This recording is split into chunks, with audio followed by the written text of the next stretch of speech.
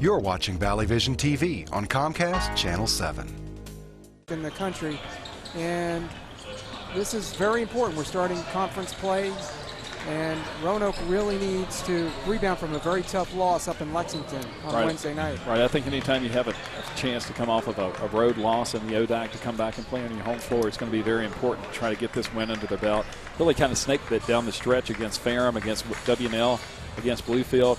In those games till the very end, missed some critical shots, and I think today's going to be another good test of basketball. And again, it's going to be a different pace team than they've seen so far this year.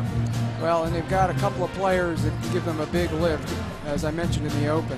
But right, I mean, they've seen, kind of settled in that Logan is a guy that they play through. Logan Singleton, Quasi Amponsah, Jack Hamilton have both contributed big games so far this year with scoring.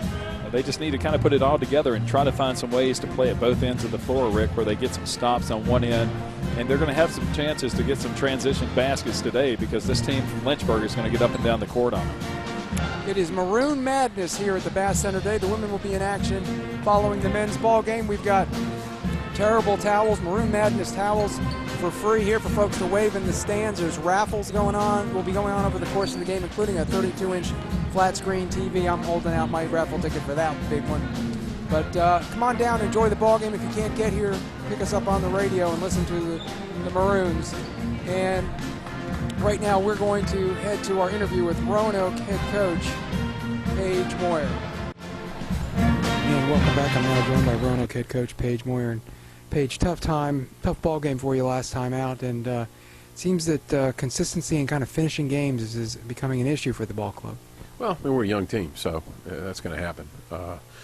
We haven't found the winning play. I mean, we've had, missed a layup or two here or there, made a silly foul here or there. Just haven't finished off games. We've got 3 of our 4 losses. We should have won a couple of them, if not all 3. But that's going to happen with a young team, and we're just going to come back at it today and go after another W here at home. Well, one thing that has been impressive is when the team runs the offense, you've been able to get a lot of nice, easy looks, particularly inside. Well, yeah, we've got to be more patient. I think that was a big key with W&L. We explained to our guys that we're shooting the ball, above 55, 60% if we make more than 4 passes. And if we don't, our shooting percentage is below 35%. So we've got to be more patient. I think we're playing against a team today that's really going to go up tempo, and we can't get caught up playing up tempo with Lynchburg. We need to run our stuff and make sure we play the game the way we want to play it. Well, one of the people that seems to be finding his rhythm, who struggled a little bit early in the season, is Quasi Amponsah. Well, Quasi's he played well. This is his year. He stepped up, and he's playing well and has played well consistently. Hit some great shots for us against W&L. Got us off to a great start, but he's become one of the better guards in the ODAC, which we expected. And another player that's becoming one of the best players in the ODAC is Logan Singleton. And you had talked early in the season that he really hadn't found his shooting stroke, especially from the outside, but he really was able to get things going and give you a huge spark in the second half against the Generals. He did. His 3-point shot's looking good. That's a big part of what he does.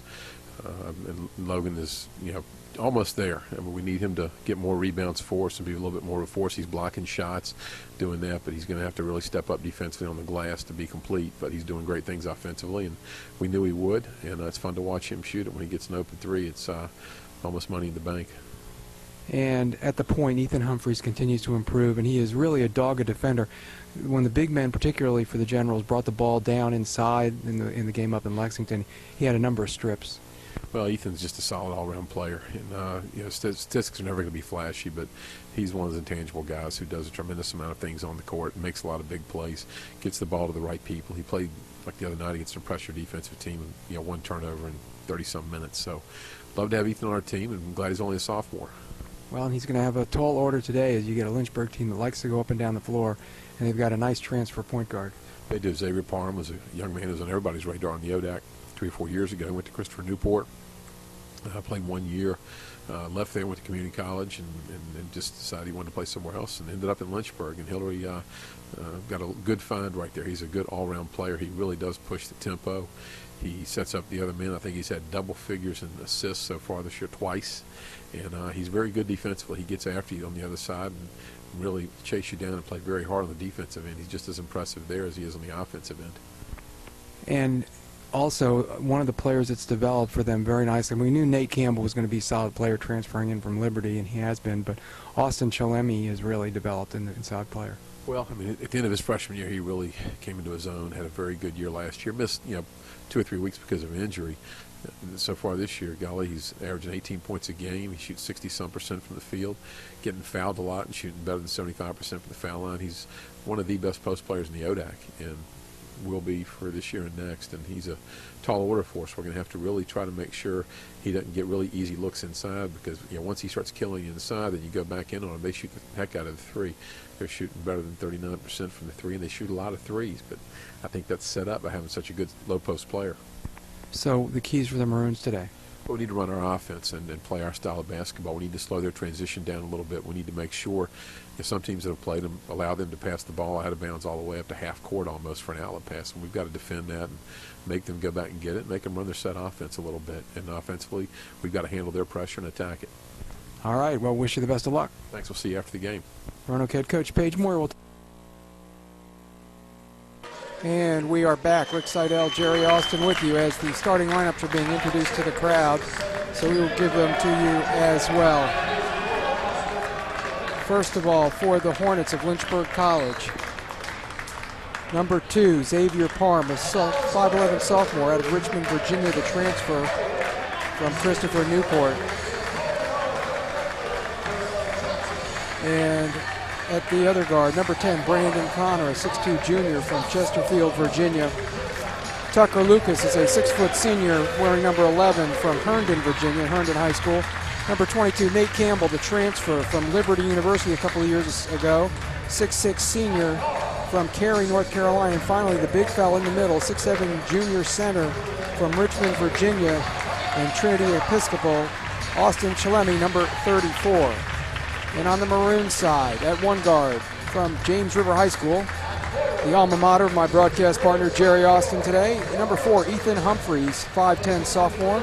Quasi Mponsa, 6-foot junior guard from Woodbridge, Virginia, wears number 11. Jack Hamilton, number 35, a 6'4" sophomore from Arlington, Virginia, number 35, leading rebounder on the team. Logan Singleton, a 6'8" forward center, number 34 from Hidden Valley High School here in Roanoke. And Singleton leading the Maroons at 18 points per ball game. And finally, from Cave Spring High School, Clay Lacey, number 24, rounds out the starting lineup. Lacey averaging just under 5 rebounds per contest, almost 7 points per game. And Clay is a 6'4" sophomore. Roanoke coached by Paige Moyer, in 23rd season in charge of the program. And Lynchburg under the tutelage of Hillary Scott in his 4th year at Lynchburg. Lynchburg in their road red with white numerals and black trim. Roanoke will wear their home whites with maroon numerals and black trim.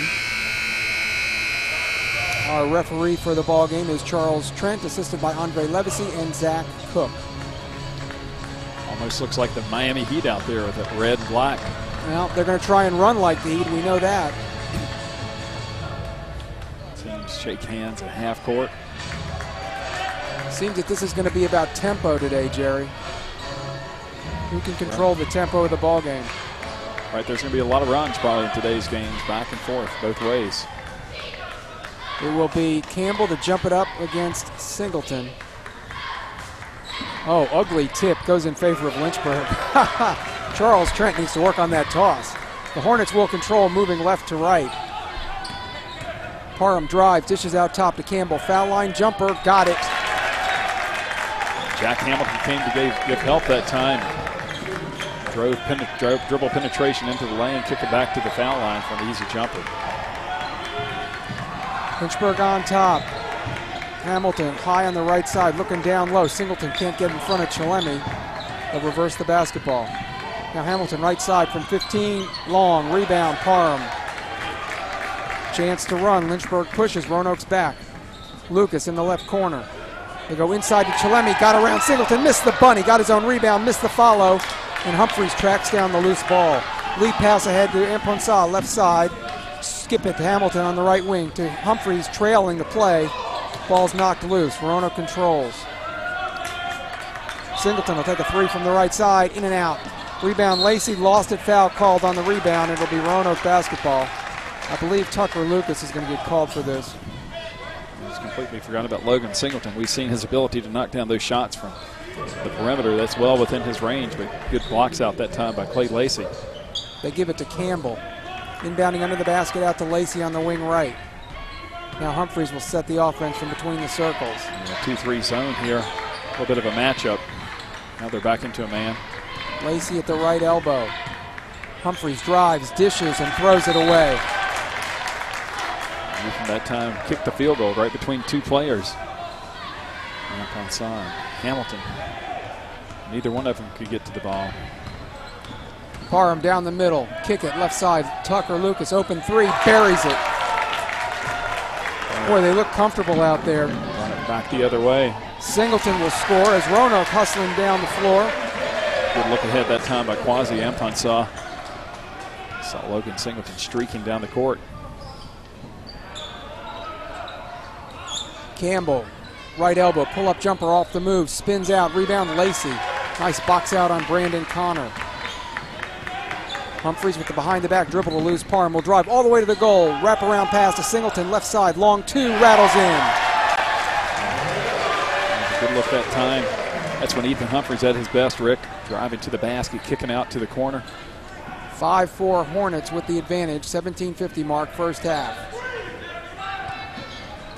Both teams man-to-man. Campbell, jumper from the top of the key, swish, had a toe on the line. It's just a two.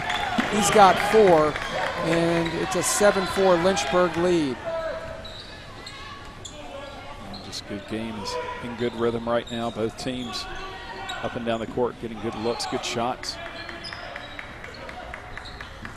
Lacey, right side, outside three, looking for Singleton. Instead, he'll drive, lean in, get fouled. Shot won't go. He'll go to the line for two, and that one will be on Lucas. Clay Lacey that time a little aggressive with the ball on the baseline.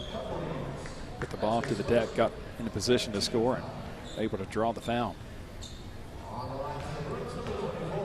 Both teams shooting 50% from the field early. As you said, a nice rhythm so far to this ball game as Lacey goes to the free throw line and spins out the free throw, hung on the edge, and then fell off the rim for him. For ever so long. It wanted to go in so bad. 71% on the year so far for Clay, the standout for Billy Hicks at Cave Spring. Second free throw is perfect. So he gets 1 for 2, and it's a 2-point game. 17-14 to go. And it showed a little bit of trap pressure that time, but they have a hard time trapping these guys, I believe. Michael Williams has come in, driving down the middle as Connor gets the layup to go in traffic. Williams has come in for Lynchburg, along with Robbie Kaiser, number 33. Chalemi has gone out, and we've got a foul called against Williams.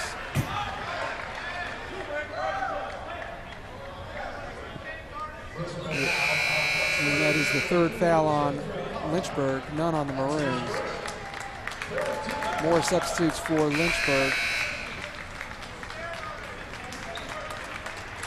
And also the Roanoke College Maroons will substitute in Zach Barrett and bring out Clay Lacey. We'll have to reset the Lynchburg lineup. Number 1, Williams. Number 33, Kaiser. Number 25, Harry West.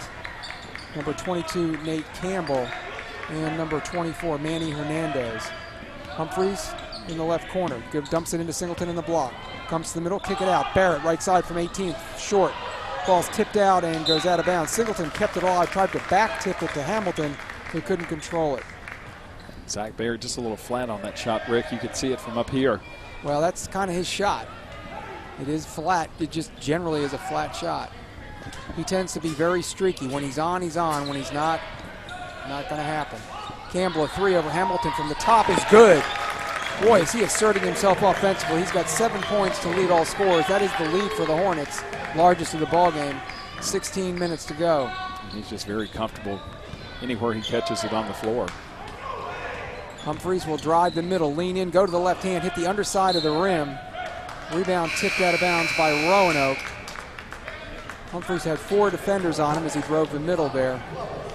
Last time he kicked to the corner and got a nice look, and this time he gets a little bit too far up underneath the basket. And Page Warrior's going to huddle his team up and talk about it. You take a 30-second timeout, so we'll stay right here. A few stats from the start of the game here.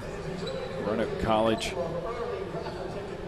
2 of 6 for 33%. Lynchburg is 5 of 8. Lynchburg is 2 for 2 from beyond the arc. Lynchburg with 3 assists, no turnovers. Roanoke 2 assists, 1 turnover. Well, the Hornets shoot 47% as a team for the season.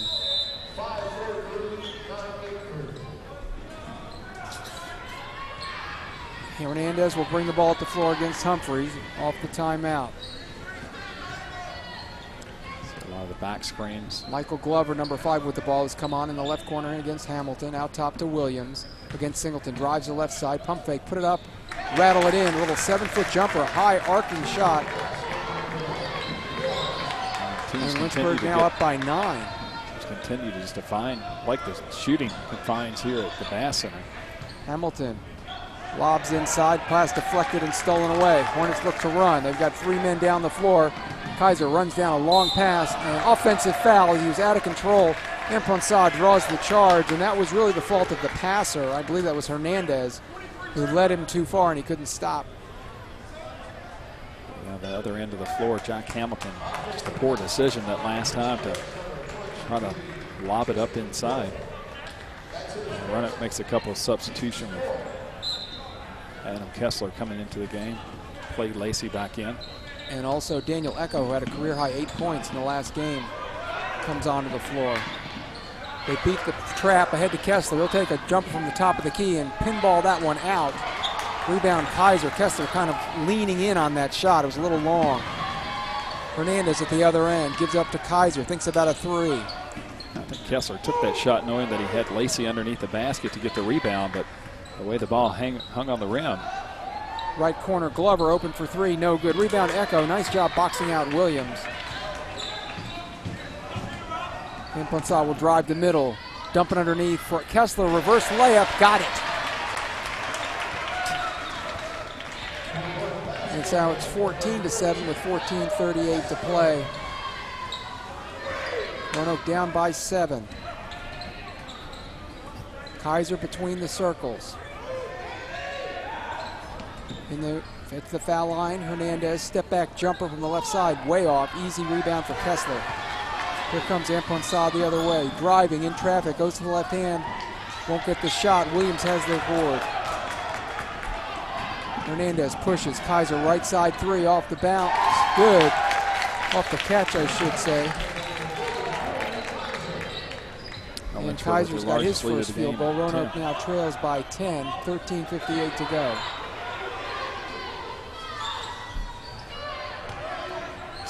Echo's jump hook at the other end is no good. Humphreys keeps it alive, but snaring the rebound is Glover.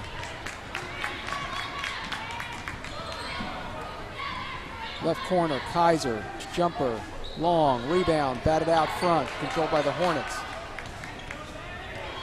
And looking to drive is Hernandez. Can't find the shot, but does. I think we're going to get an offensive foul call, Jerry? I think they got a travel on the far side. We apologize for some phone line problems we're having this afternoon. Timeout has been called. 13:31 to play. It is a full timeout. The Roanoke College Maroons trailing Lynchburg 17-7. We're back in 30 seconds on ESPN Radio. Roanoke College, timeless and true, smart and solid, practical and professional, making discoveries about yesterday, creating visions for tomorrow, lifted by a winning college spirit, forging lifetime friendships with professors who prepare you for a place at the head of an operating table or another bright future. Roanoke College, classic for tomorrow. And we're back at the Bass Center. 17-7, Lynchburg all over Roanoke College. The Hornets, Jerry, shooting 8 of 14 so far in this contest. And they've continued to stroke it well, as Coach Hillary Scott said he'd hoped to see from his ball club when we talked to him before the ball game. It just appears that Lynchburg is just getting their shots in the flow of the offense, and Roanoke is really struggling. They're forcing things, they're trying to get it inside. I mean, it just doesn't appear that their shots are coming in a natural flow of the offense. And until you get a few more passes, move the defense a little bit more, you're not going to have an opportunity to do that. So now they found themselves down by 10 points, 17-7. Shooting just 3 of 10 so far in the contest.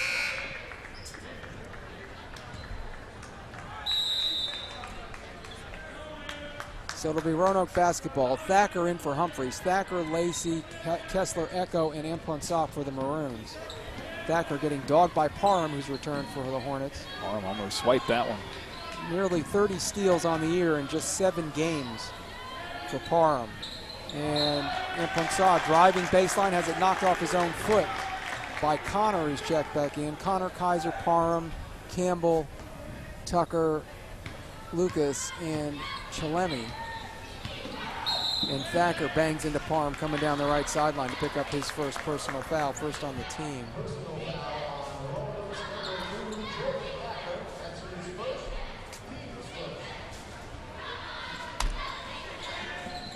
Parham to inbound. In the corner they go, down low now. Chalemi pass batted out of bounds by Echo.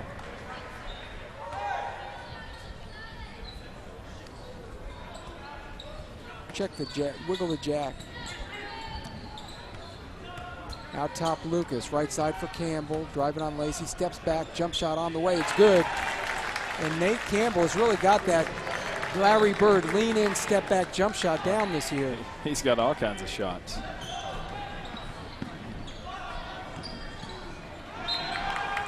Ball goes out of bounds on the far sideline, be controlled by Roanoke. Campbell with 9 points to lead all scorers. In fact, he's single-handedly outscored Roanoke. Maroons now down 12. Kessler looking to put it in play, finds Lacey. Thacker out front, around his ball screen, tries to dump it underneath to Amponsah, in traffic, in trouble. Ball goes out of bounds off the Hornets, says Andre Levacy. It'll be Roanoke basketball with 17 on the shot clock. Roanoke down 19-7. Nate Campbell with 9 points to lead all scorers. They have not had any answer for him. Left of the baseline, it'll be Thacker to throw in.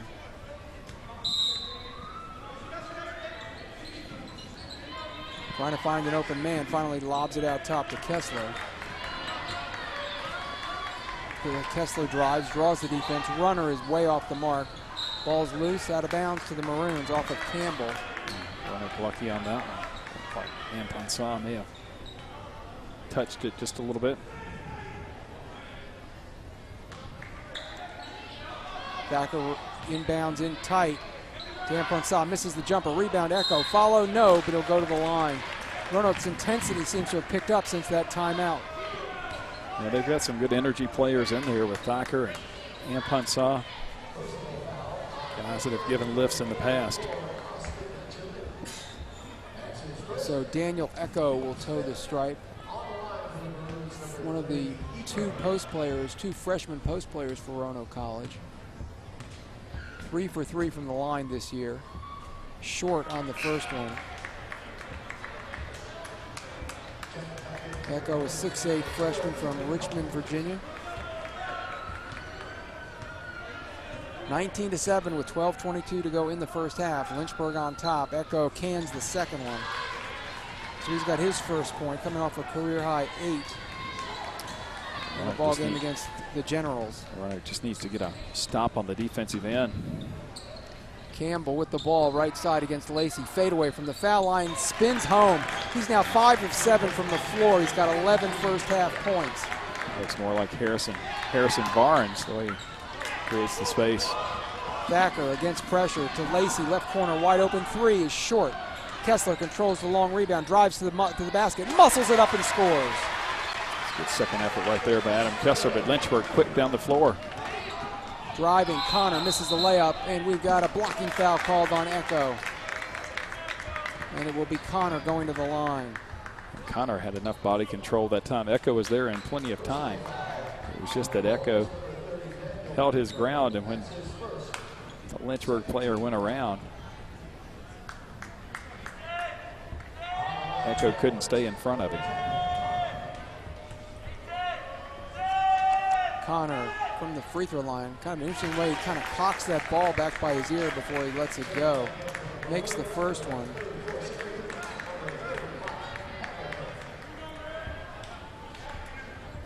Brandon from the free throw line, 77% this year.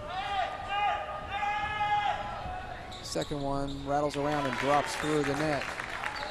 So he's got 4 points on the game. It's back to a 13-point lead. Humphreys trapped in the left corner, looking for help, finds Thacker to Kessler left side. Kessler fumbled the pass but recovered. Could have had a 2-on-1. Backdoor cut, Humphreys fanned it out to Singleton right corner. Out to Thacker. Kessler fakes the three. Connor covers up. Lynchburg closes so fast, Rick. They had a couple times when you thought they had wide open looks. And Lynchburg's right there in their face. Shot clock down to 10. Kessler top of the key. Travels with the ball. Well, that was one of the better possessions that they had with the movement and passing. And then just give it back on a walk like that. Third turnover for the Maroons. 23-10 Lynchburg. 11-14 to play in the first half. Parham against Thacker between the circles. Over to Campbell, right side. Looks to drive. Pull-up jumper from 17 is short. Rebound by Kessler. A little bit off balance on that one. Now you're almost surprised when it doesn't go in, Rick. Hamilton in the middle, stripped by Parham, who's going to get called for the personal foul as he tries to go up for the shot in the middle of the lane.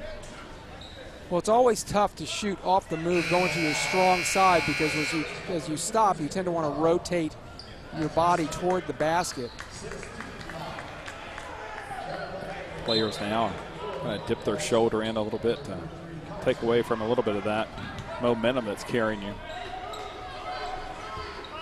Thacker out top off the inbounds. They say it was a non-shooting foul. Kessler drives right side, leans in, offensive foul out of control, and it will be Glover drawing the charge on Kessler, his first personal.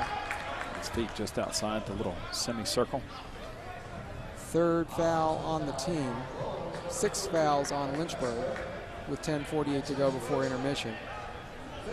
Kaiser, Glover, returning to the floor, Hernandez, and West is number 25, and Chalemi, number 34, playing with a wrap on his left wrist and thumb. West across the timeline, left to right in the first half for the Hornets. Chalemi at the elbow left, gives it up to West. Thacker against West, who loses the ball out of bounds off the sideline. Good quick hands by Jordan Thacker, and he creates the turnover, just the third turnover for the Hornets. Again, Lynchburg making every pass difficult. They're trapping in the backcourt, looking to trap when they cross midcourt. Logan Singleton open in the corner. They skip it over from the right side. Singleton takes the three from the baseline. It's short. Goes in, and they're going to wave it off. They touch the support. Andre Levacy says the ball went up in the air and touched the support from the ceiling for the basket. So they'll wave off the basket. And great help recovery defense there against Singleton as his man went for the steal, and someone else quickly jumped out. And West, once again, has the ball knocked away from Thacker, but this time they'll keep possession on the near sideline. Nice little head ball fake that time for Logan to get himself open. Hornets by 23. Hernandez down the lane. He puts up the layup, and I believe we're going to get an offensive foul called. It is. Logan Singleton standing in there. So Hernandez picks up the foul. 17th foul, but not a shooting foul. All offensive fouls are not shooting fouls. That's a rule changed a couple of years ago. Thacker comes out, Imponsah back in for the Maroons. And on for the first time, Dylan Berry, number 31, joining Humphreys, Singleton, and Hamilton. And then Humphreys throws it away, coming down the floor. Imponsah cutting to the basket, and I believe Ethan thought he was going to pop to the corner. Chalemi comes out, and Williams returns for Lynchburg. Under 10 minutes to go in the half. West will bounce it in the right corner to Williams. Pass to the top, stolen away by Amponsah, who was tripped by Glover. His first person will be a 1-and-1 at the other end for Quasi. That was a hard fall at that time, cutting through. He would have had a nice breakaway layup or dunk. Because of the contact now, you have to go earn him at the line, Rick. Amponsah, 72% free throw shooter, but had hit only 5 of 8 up at Washington and Lee on Wednesday night. Front end on the way, short. Rebound, West. So Roanoke now just 2 for 5 from the line as a team. Glover in the right corner against Hamilton. Dylan Berry into the game for the Maroons. Long range shooter. Hernandez gives to Williams, left side 3, bullseye. Boy, they are just not afraid to put the ball up. Amponsah drives all the way to the rack, right side, high off the window and in. Athletic play by Quasi, right side 3, quickly at the other end, is over the top of the basket and out of bounds. And Hernandez let that one fly off the break. Yeah, Dead ball rebound to the Maroons. Nice open look on the jumper, but Scott probably not too happy. 9:08 remaining in the first half, 26-12, Lynchburg with the lead. Again, pressuring full court. 2 men on Humphreys to deny him the ball off the inbound. Instead, it'll be Amponsah to bring it ahead. Over to Hamilton on the right wing. Out to Humphreys. Singleton shaping up, right block, gets the ball underneath, goes to the jump hook, baseline side, no good, tip not there. Williams tries to save it, but Hamilton intercepts. And then he gets called for steps, trying to spin to the middle. Campbell got popped in the nose by Hamilton unintentionally. Looks like he's all right. Campbell back on the floor. And here comes West down the left side. Out to Kaiser in the corner. West, 3 on the way, air ball over the top to Singleton. Ahead to Hamilton against Campbell. Will go all the way to the brack, strong with the right hand, and put it up and in off the glass. Hamilton's first field goal of the ball game. 26-14, 8:25 to go. They go inside to Campbell against Hamilton. Leaning in. Shot blocked from behind by Singleton. Can't believe the call. And they're going to give the foul to number 35, Hamilton. It wasn't Singleton. It was Jack Hamilton picking up the personal foul. His first, team's fourth.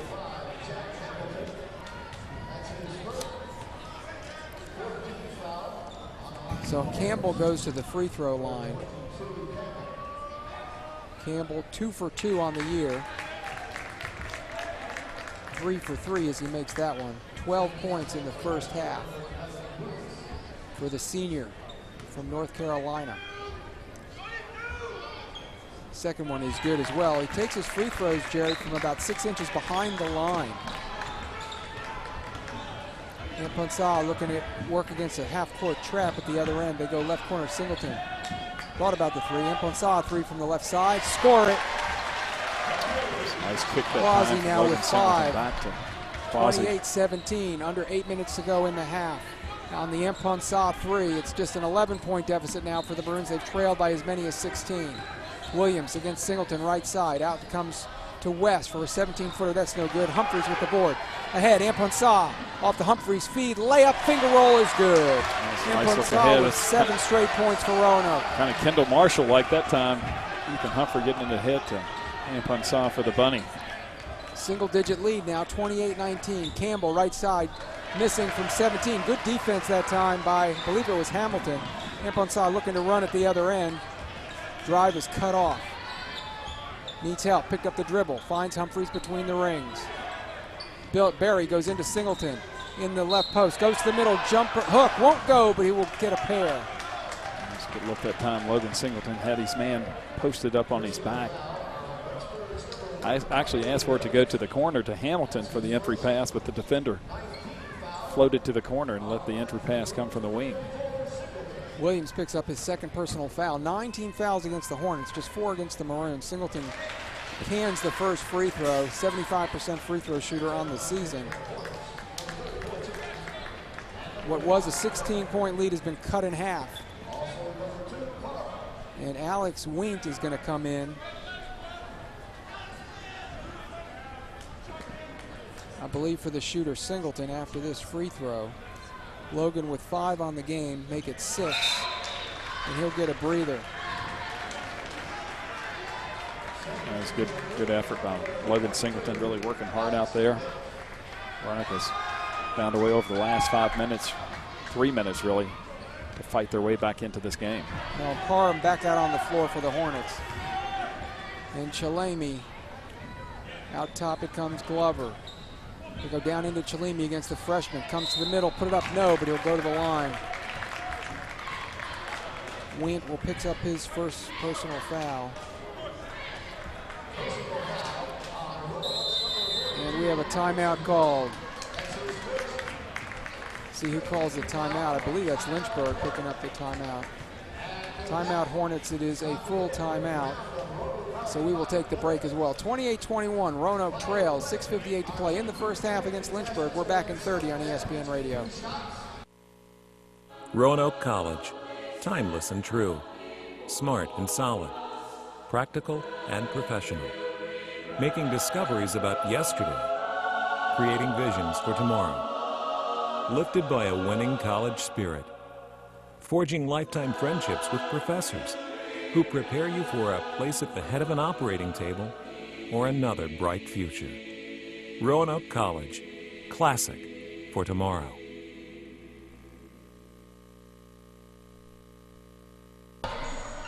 And welcome back. Rick Seidel, Jerry Austin rejoining you from the Bask Center. 28-21, Lynchburg with the advantage. And the Hornets continue to shoot the ball very well, Jerry, 52% on the game. Roanoke's improved a bit up to 38%. But it's really been the running the offense for Roanoke. I think it's been the difference. Right, and I think, the last 2 or 3 times down the court, they've gotten some fast break opportunities. They've taken advantage of that. A couple kick aheads, Quasi driving to the basket on one.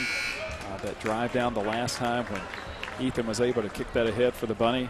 Those types of points, and then having the stops at the defensive end has probably been the more important part of it. And Roanoke continues to shuffle some players in because it is a pretty frantic pace out there today. Chalemi at the free throw line so far this year, 24 of 30 for 80%. He has not scored in the game.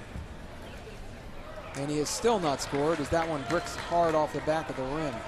Averaging 16.5 points per game, the leading scorer on the ball club. Second free throw is good. Full court pressure again by Lynchburg College. Little 1-2-2 press off the man pressure. Humphreys will take his time and bring it across himself against Parham. Over on the left side for Ampunsa.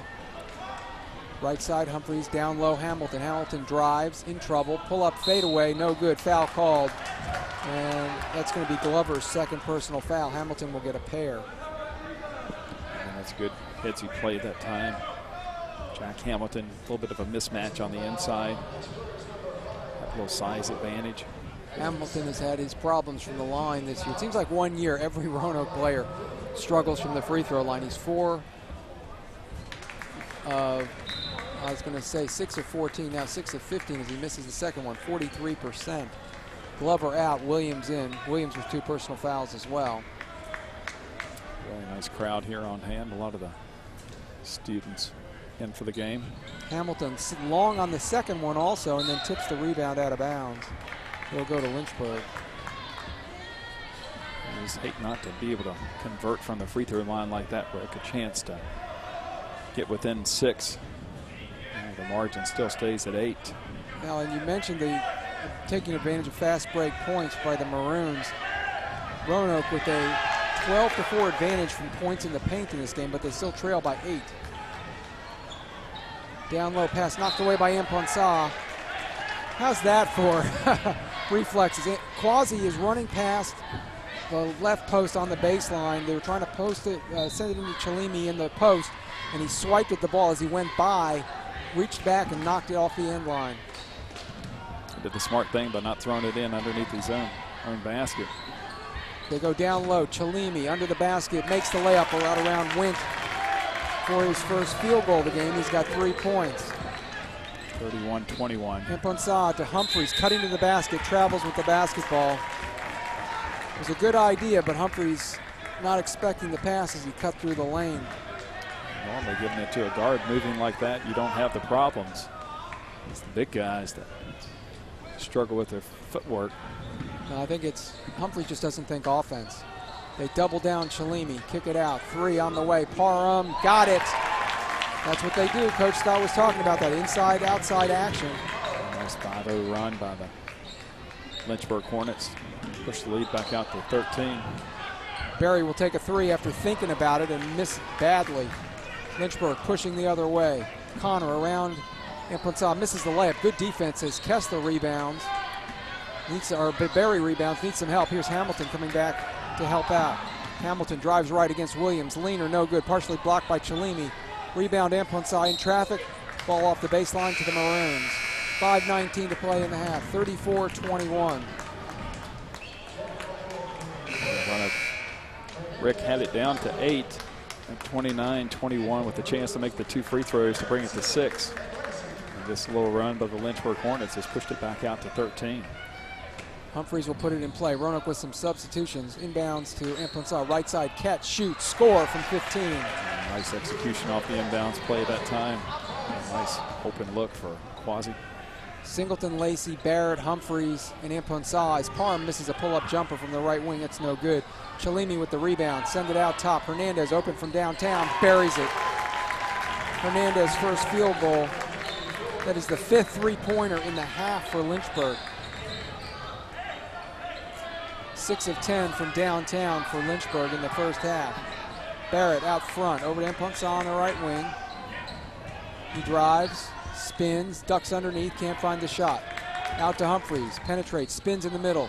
Layup over the top of Chalimi with the left hand, goes.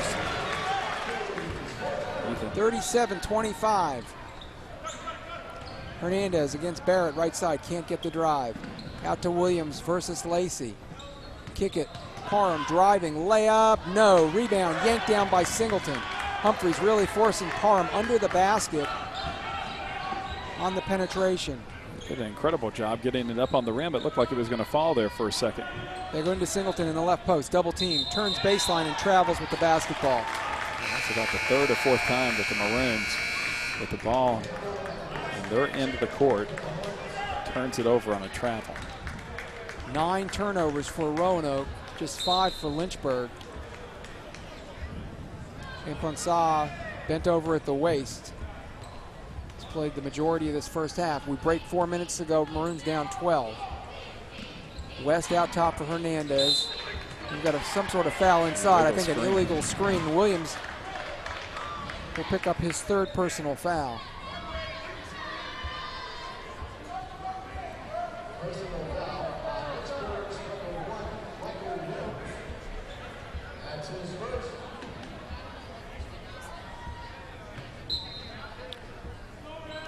Got Williams for 3 personal fouls.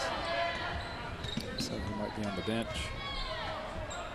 That may not be accurate. Back cutting is Impunsa over to Singleton in the right corner.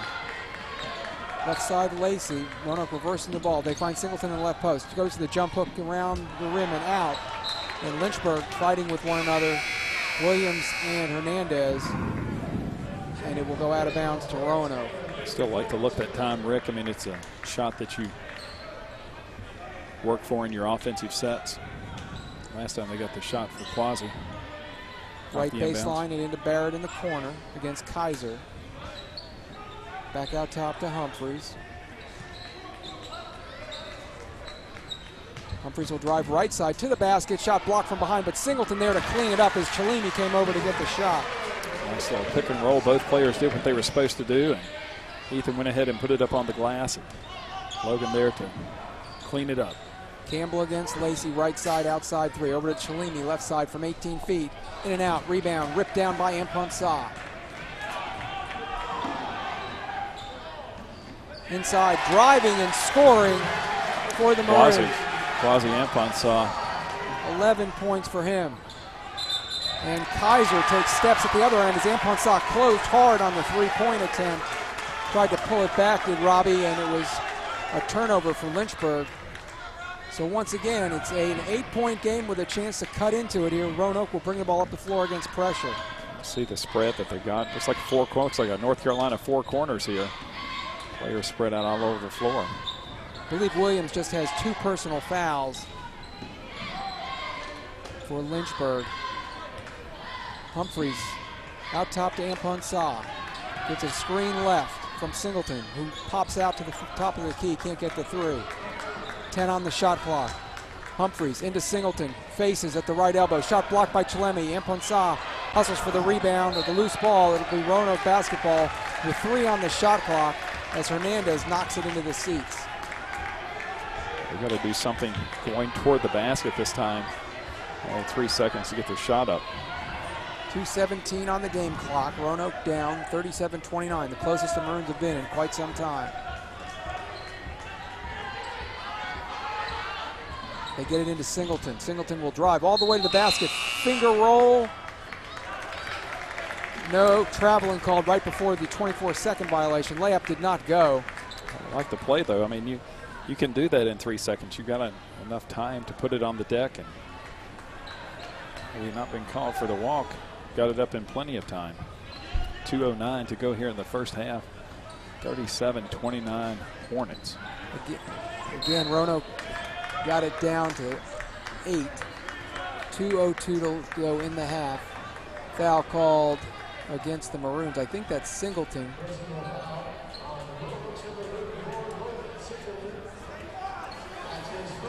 First foul on Singleton. 6 on the team. 1-1 now for Michigan. Out top, 3 is good. Hernandez over Barrett. Buries his second 3 of the ball game, and it's a 40-29 contest. Once again, the Maroons get it down to 8, and Lynchburg has an answer. Humphreys quickly at the other end, looks to drive. West cuts off the penetration. West was just dogging him all the way up the floor. Lacey, left post, backing in on Kaiser. Spins baseline, little drop step move, and he scores off the glass. Lacey has 3. Billy Hicks would have been proud of that offensive move. At the other end, Hernandez, a turnaround jumper right side over Barrett from about 15 feet away is good. He's got 8. Lynchburg has an answer every time. 1:15 to play, 42-31. Hornets, they find Barrett underneath. He misses the layup. Kaiser with the defense. And here's Campbell coming the other way. He'll hand it off to Hernandez. Amponsah in his shirt. They go down into Chalemi, and Singleton quickly picks up his second personal foul, trying to knock the pass away. Roanoke cannot afford to have Singleton in foul trouble in this ball game against the size of Lynchburg. 58 seconds remaining. Let's see if Coach Moyer leaves Singleton out there.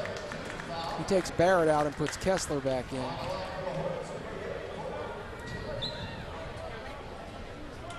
Chalemi 1 for 2 from the line in the ball game. Here comes Echo into the game for Singleton, protecting that foul situation you just mentioned. Well, if you're Roanoke, you'd like to get this thing under 10 if you can before the half, I think. He was 1 of 2 last time at the line. Short, but curls across. So on the 1-and-1, Chalemi converts the front end. 20 points in the victory against Emory and Henry last time out for Chalemi.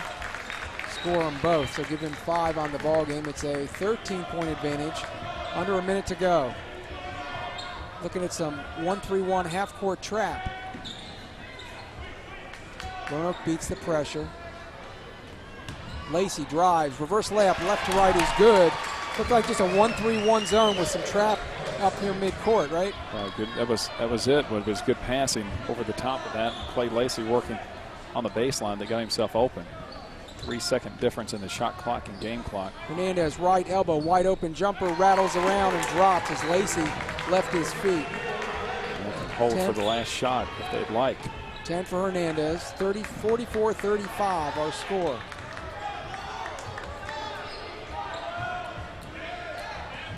Humphreys hands to Amponsah, takes a long 3 at short. Kessler fighting for the rebound is going to get called for the offensive foul. 46-33 our score. And we will have shots down at the other end. Kessler's second personal. corrected the score. Tucker Lucas, who's just re-entered, will go to the line. 9 of 12 for 75% on the season. Free throw up and no good. Tip is no good. Foul called on the rebound. Roanoke gave Lynchburg an opportunity with that over the back. Now Roanoke will come to the other end with a chance to cut it to 11. They're able to knock this in. Hernandez gets his second personal foul on the rebound, so that'll put Lacey on the foul line for Roanoke. Short on the first one. Double bonus. 46-33 is our score. They correct the scoreboard. Second one is also short. Echo keeps it alive. And Lacey gets his own rebound, throws it inside, and throwing it up at the rim as time expires here in the first half. So Lynchburg College shooting 55% from the field and 7 of 11 from three-point range, leads the Maroons 46-33.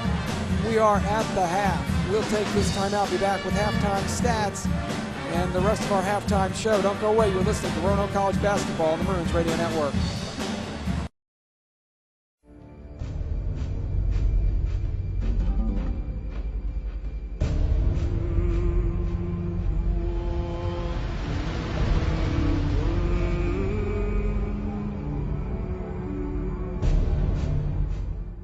Number 21 was hated by his opponents. Number 21 was loved by his Roanoke basketball family, perhaps more than any other. He's one that makes us proud and one we can point to and say, hey, that's a Roanoke College guy. Hillary's definitely a guy you can look to and say that about. And there are a lot of guys similar to him, but in his own way, he's very unique and special. Hillary Scott graduated in 1994 as the 5th all-time leading scorer with 1,609 points. A two-time All-American, Scott was even a greater All-American in how he opened his heart to others. The Old Dominion Athletic Conference Player of the Year averaged 15 points through the 4 years he was on campus. He was the MVP of 5 different tournaments and named to the All-Tournament team 10 times. One thing I really remember about Hillary the best is Hillary getting out in transition and at half court having himself and 2 other guys beside him and laying it in with two other guys on the other team behind him. He was so quick at going to the hoop and in traffic, he could finish and score. To make you a well-rounded player offensively, you've got to be able to do that as well as shoot the 3, and he could do both. Defensively, he was a leader, and for a guy like Hillary who wasn't a large man, at least width-wise, to be in our top 10 or 15 in rebounding, shows you what kind of special player he was and how hard he played. And he was a guy that played for 40 minutes. That whole group did that, and Hillary was a ringleader for it. His balance was unparalleled. He finished his career as the Maroons' 10th all-time leading rebounder, 8th in assists, and 5th in steals, and he made everyone around him better. He was a well-deserved 2-time All-American. 325 Division III schools playing basketball. He was one of the top 10 players in Division III for 2 straight years, and consequently we were 20-6 and 26-2, and it was a lot of fun. After a 3-year professional European basketball tour, Scott returned to his roots as an assistant coach at Roanoke. Once again, his talents took him to incredible heights. Scott is currently an assistant coach for the men's basketball program at Division I Power Penn State under head coach Ed DeChellis. Good evening. I hope all of you are enjoying the festive evening of honoring all the inductees at the Roanoke College Hall of Fame. One inductee tonight is very, very special to myself and my family, is obviously Hillary Scott. And Hill, I just want you to know from Kim and the girls, we congratulate you on just a wonderful achievement, something I know it's very, very special to you. I've known Hillary and his family for 7 years now. We worked together at East Tennessee State and now at Penn State, and so we've really become to call him our very, very special friend. And so Hillary, from Kim and the girls and all of us here at Penn State, obviously we wish you all the very, very best, and I'd like to congratulate you on a great athletic achievement at Roanoke College. And I know this is a very special evening for you to be inducted into the Hall of Fame. As I've known Hillary over the years, He speaks very, very highly of Roanoke and his experience there in playing for the Maroon. And Paige, he speaks very, very highly of you, but also has some great halftime locker room stories that I guess you bellowed out at halftime of some games, which were very, very amusing to me, as I've done myself. But I know Hillary loves Roanoke College and talks about it quite often in his experience. And so, again, Hill, to you and your family, mom and dad and sister and Lisa, and all the fans and alumni at Roanoke, I just want to, from the bottom of my heart, thank you for all of you've done for me and our family, and to wish you the most success and just enjoy the evening and the moment. Thanks again. His number 21 is only one of 7 men's basketball jerseys to be retired at Roanoke College. Hillary Scott, welcome to the Roanoke College Athletic Hall of Fame.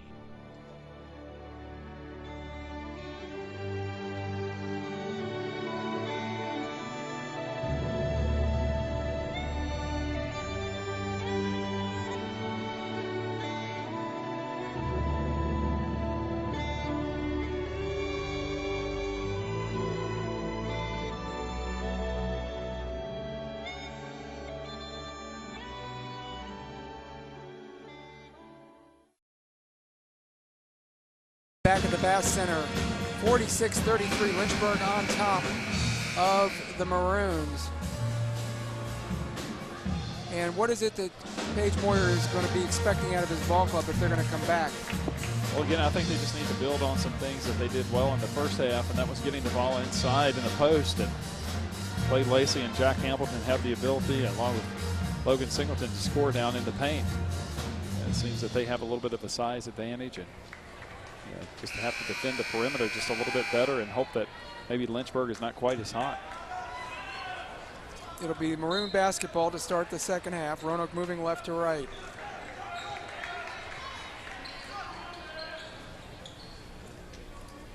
Singleton right side behind the arc, nearly throws it away. Humphreys will track it down near midcourt against Parham. Over to Hamilton, takes a long 2. It's an air ball. Good defense by Campbell. Quickly running the other way. Connor, skip it right side for Lucas. Takes the 3, short air ball. Chalemi knocks the ball out of bounds. Had good inside position in front of Hamilton, but could not control the rebound on the air ball. And they continue with their full court pressure. Just not going to let up. Amponsah will drive right side, in trouble. Have his shot blocked out of bounds by Lucas.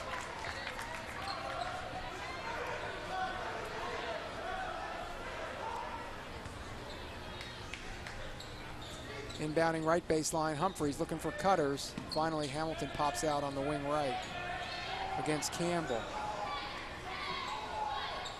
Lynchburg man-to-man now off the inbound play. Out top, and Amponsah rims out. Rebound Lacey, and let's see, he may get called for over the back. Yep. It's a tough call right there. It looked like both of them just battling hard for the ball. No. Lacey picks up the personal foul. It's just his first. Top 25 action. Kentucky knocks off North Carolina, 73-72. Campbell, top of the key. Down low they go to Chalemi. Double team. Comes to the middle. Goes to the left hand. Layup. Good. Beat the double team. Nice job getting all the way across the other side of the basket. Logan Singleton didn't have the ability to go up and block the shot. 48-33. Hamilton loose underneath, out to Singleton for 3 right side. In and out. Lacey with the offensive board. Hard dribble, foul called as he goes to the basket. They give it to 1-1. That would be Lucas, his second personal. Lacey now will go back to the free throw line. 0 for 2 in the first half.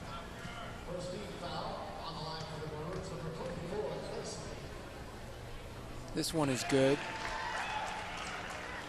Maybe adjustment. Yeah, it looked like he was aiming it a little bit earlier. Needs to just let it fly. That one looked really good. Makes that cleanly. 48-35. We played a minute and a half. Parham against Humphreys. Goes down low. Chalemi left baseline. Singleton late getting there. Humphreys drops down to just rip the ball away. Chalemi brought it down. Ahead to Singleton at the other end. Layup is good on the left side with the right hand. May have gotten away with a little bit of a walk. And Singleton's in double figures with 10. Ethan Humphries did it at both ends that time, Rick. Yep. Nice defensive steal and get the assist at the other end. Campbell open, left side three, bullseye. Hamilton got rubbed out on a screen up top. Campbell, as there's a foul called in the back court. Lucas picks up the personal foul, trying to take the ball away from Impunsa. Campbell now with 15 points to lead, 16 points to lead all scorers. Lucas did not like the call.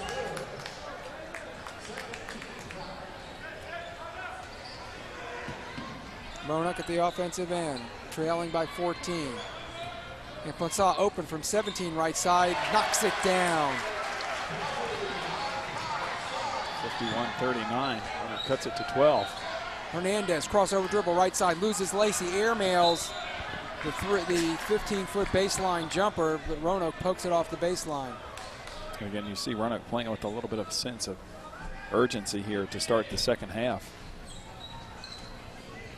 Inbound out front, Campbell has Hamilton, knocks the ball loose, and the ball's still loose, now picked up by Lacey. Roanoke with the turnover, looking to go the other way.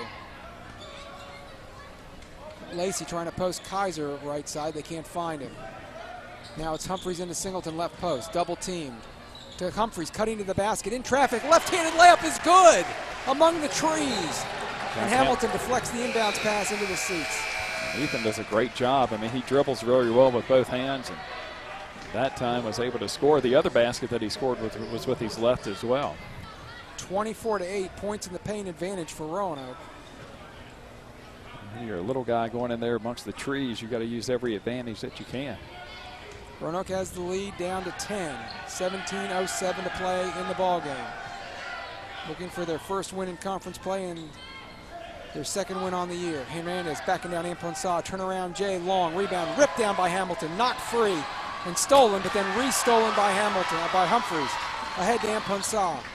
Underneath for Singleton. Out top Humphries. Can't find Lacey inside. He'll drive himself. They have a strip foul called. And I believe that's Hernandez. Let's see who they give the foul to. Like he was going up in a shooting motion, but they're going to say ball underneath. And Roanoke had a couple opportunities there with numbers and helter-skelter situation. Third foul on Hernandez. They inbound it out front to Lacey. 51-41. Into Hamilton, the foul line. Turnaround jumper off left. And foul called on the rebound. Singleton slapping at the ball. Wims with the rebound. Here comes Echo in. Singleton with 3 personals will go to the bench.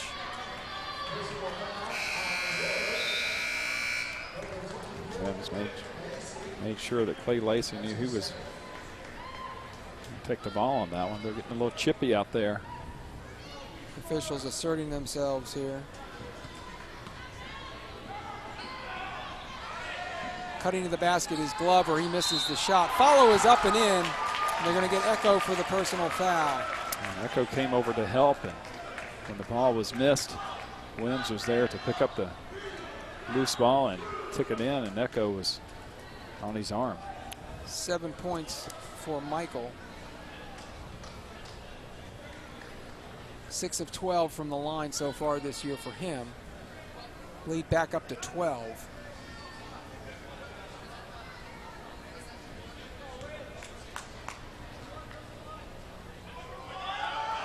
Free throw, good. So give him 8 on the game, and now the lead is back where we were at halftime at 13.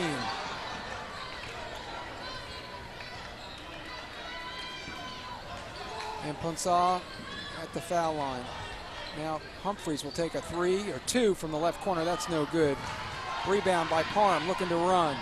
Humphries quickly back to cut off the break. Kaiser will drive baseline, out top, left side. Glover around Hamilton, under the basket, thinking reverse layup. And they're going to call Echo for the personal foul there. It might have been a walk. Charles Trent says no. Personal foul on number 30. Now he and Singleton each have 3 personals. And that state championship run that James River had, Ethan stepped up and hit a big 3 like that. They were down 2 at the end of the game. hit the three to put them up one. Glover pinballs in the free throw.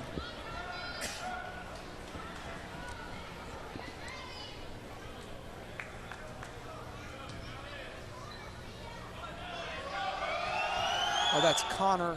No, it is. That's Glover at the free throw line. Gets the other one, too. Gets them both. 56-41. Humphreys trapped in backcourt, turns it over. Amponsah steals it back. Lacey, right side. Cut off on the penetration. Skip it out to Humphreys. Down in it goes to Echo. To the cutter. Hamilton, reverse layup. No. And then Hamilton makes a stupid foul, reaching in on Wims. And they compounded the mistake by going back and trying to poke it away. It was a nice pass, nice look that time.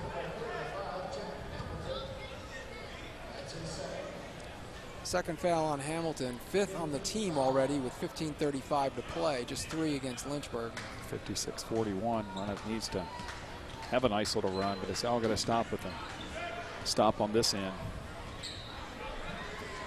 Wims takes a 3 from the right side, off the back of the rim. Rebound loose, still fighting for it. Body's on the ground, and still loose. Amponsah comes away with it against Wims, goes to the basket, fouled hard, and that will be Wims' 3rd foul, and Ethan Quasi will go to the line. Look off the bench for Lynchburg is Campbell. Lynchburg really rotates in a lot of players. They get a lot of people that they can plug into different spots. 9 players have scored in the game for the Hornets. Amponsah missed his only attempt, and he spins this one out. So he's 0 for 2 from the line.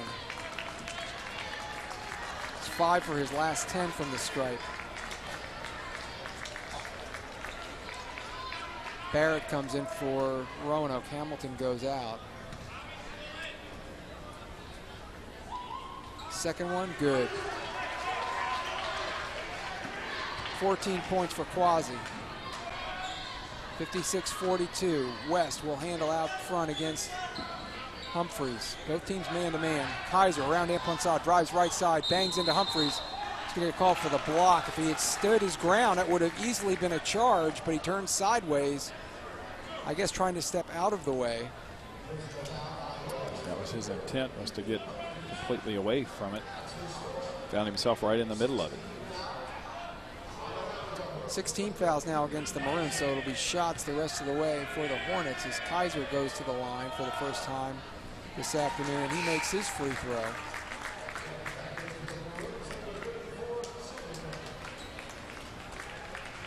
Kaiser 4 of 5 on the season from the foul line. 57-42. This can match the largest lead of the game. In and out. Rebound, Campbell. Shot blocked out of bounds. It'll belong to the Hornets. Not able to corral that offensive rebound. Lacey charged with guarding Campbell, who's trying to get free for the inbound. They find Connor cutting to the basket. Missing the shot. Ball's loose, out of bounds off of Campbell's hands. And there was Humphreys helping out on that shot, coming from across the lane to close out on the shooter. It wasn't even his man. And they got steps Spot called on throw-in. Lacey. It was a spot throw in, and he moved his feet. Got to play smart. And normally the official will remind the player when they hand him the ball.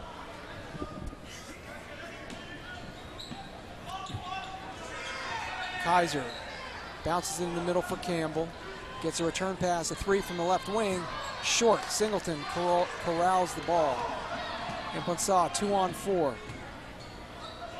Out to Humphreys. Gets the return pass in the right corner. Fakes the shot. Baseline drive. Leaner in the lane. Drops. And 1. Kaiser will get called for the foul. Quasi's just kind of putting this team on his back right now. Continues to look to score the basketball.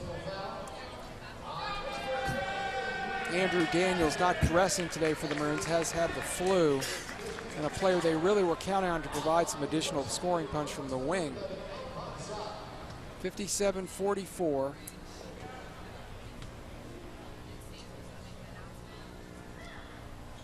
and he converts the three-point play.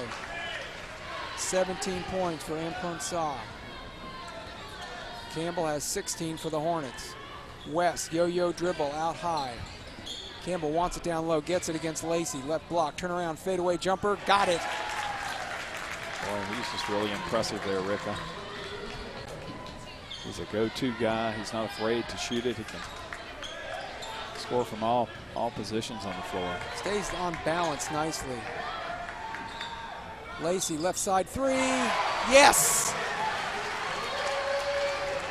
Likes that baseline jumper. Very comfortable there in that corner. 10 points for Lacey. Campbell at three from the top is short. Rebound comes out to Hernandez. Connor drives the left baseline. Kick it out to Campbell, and he will make a 12-footer from the right side as he falls to the ground. 20 points to lead all scorers. Humphreys drives right side. In traffic, ball's blocked out of bounds as he tried to quickly push it the other way before the defense could react, but Hornets were back. Media timeout. Timeout on the floor, 61-48. Lynchburg on top of Roanoke, 13:40 remaining in the ball game. We're back in 30 seconds on ESPN Radio. Roanoke College, timeless and true, smart and solid, practical and professional, making discoveries about yesterday, creating visions for tomorrow, lifted by a winning college spirit, forging lifetime friendships with professors who prepare you for a place at the head of an operating table or another bright future. Roanoke College, classic for tomorrow.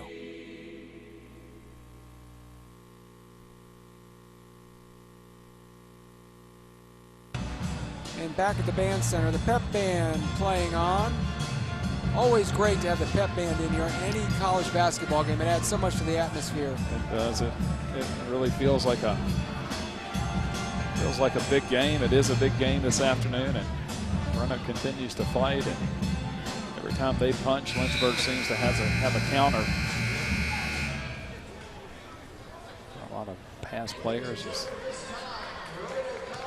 Josh Laporte, Matt Kreiser, Gerald Holmes earlier today. Several alumni have come back to support the Maroons here this afternoon. And we've got a women's game right afterwards.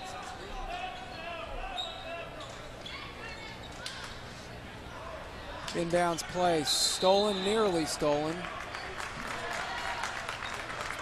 Yeah, the thing that especially like on a side play like this, it seems like a lot of Roanoke's movement starts so far away from the ball. Sometimes you could almost get a little bit better look if you were at the ball. That time they don't have too much difficulty getting it in.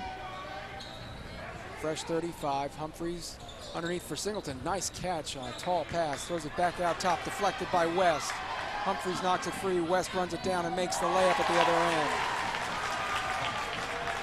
It's his first basket of the game, 63-48. Barrett with a reverse layup at the other end for the Maroons. 63-50. Up and down action. It's where we were at halftime, a 13-point deficit. 7 minutes gone by, second half. Chalimi back on the floor, looking to shape up against Singleton in the left block. Singleton fronts, West drives, dishes out top. And that ball nearly goes into the back court, stolen by Hamilton. Hamilton against Hernandez to Barrett. Loose ball. Hamilton picks it up and scores. 4 points for Hamilton, 63-52.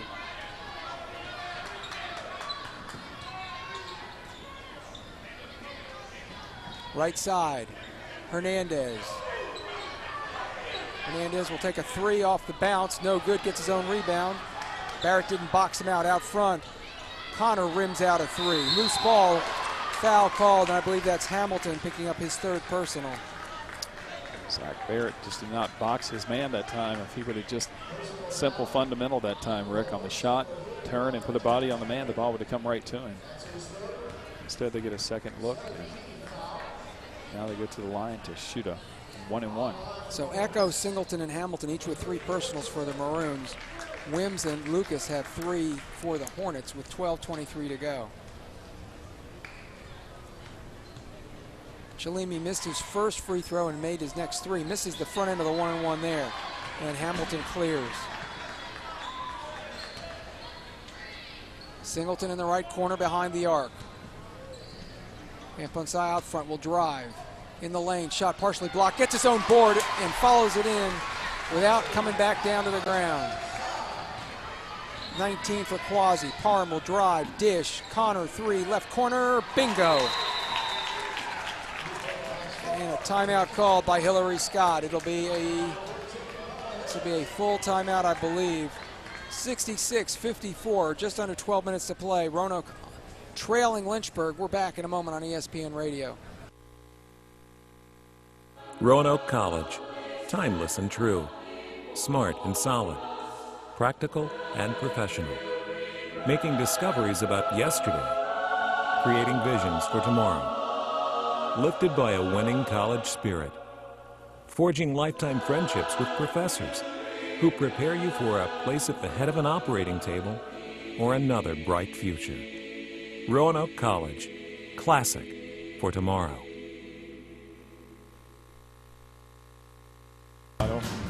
And we're back. Rick Seidel, Jerry Austin with you, commenting about how well Lynchburg moves the basketball, giving their shooters great opportunities. All right, Roanoke had trimmed the lead to 9, and it was a loose ball situation, and there in the corner, Connor was there to go up and knock down the shot.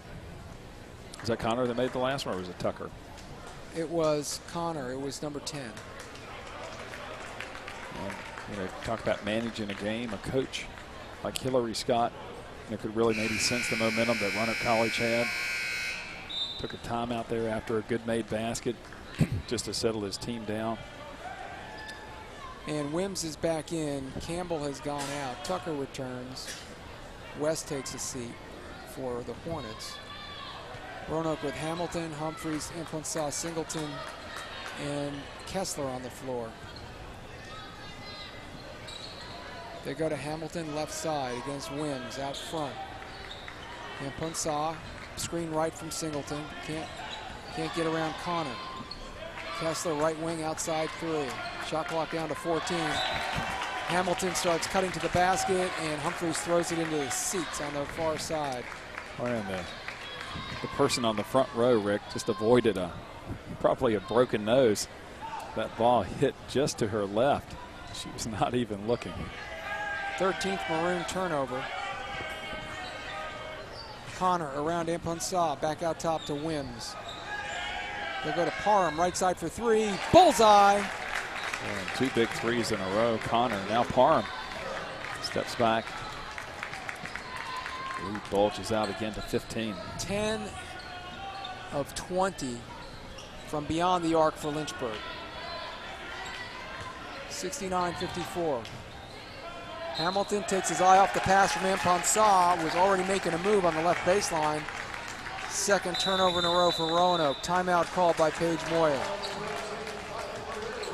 And I think this is just a 30, so we'll stay right here. Roanoke with 3 fulls remaining in the game, and Coach Moyer very animated right now. I think he wants his guys to play solid fundamental ball, not try to get it all back at once. All right, well, we've seen a couple situations just, the last time, a couple times down the floor.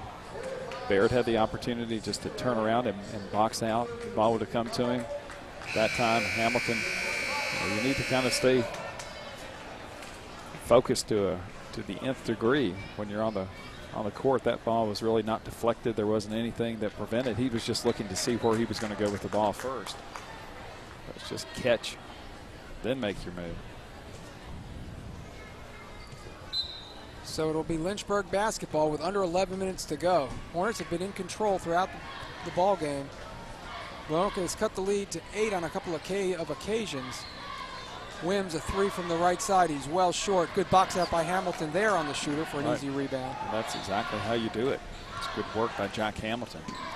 Thinking about a 3 at the other end. He'll give it up to Singleton right side. Down low to Kessler against Tucker. Lucas. Out to Amponsah for 3. Long. Kessler with the offensive board, and he is fouled on the rebound by Lucas, who's now got 4. Kessler posting up that time. A smaller player. Kaiser will come in for Lucas at the 10:29 mark. Parham, they like that matchup, and then there's a nice battle on the offensive glass. Go to Hamilton off the inbounds on the left side. Underneath to Kessler for the layup. Little wraparound pass from Hamilton. Good strength shown by Kessler to get it up on the rim and in. He's got 6.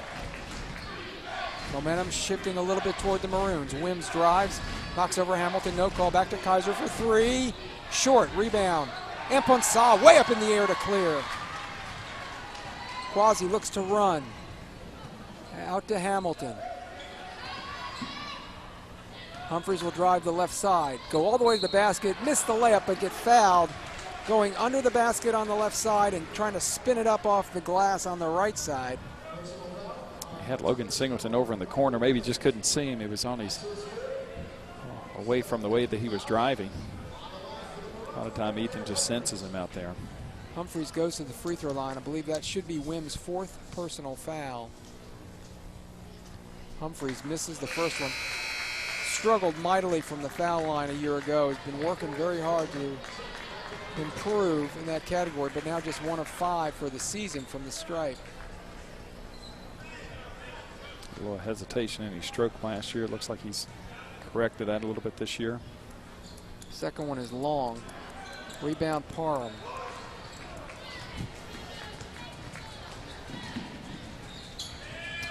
Kaiser with the left elbow, down low for Glover, cut off by Hamilton. Back out to Kaiser, quick 3 on the way, short.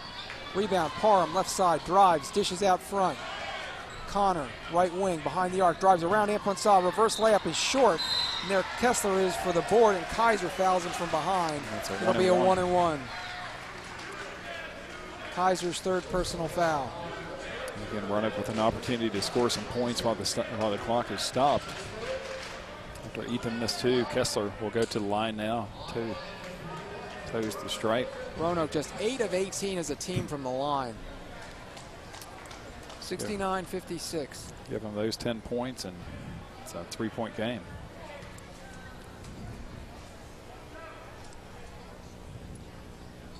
Kessler notches the front end of the 1-and-1.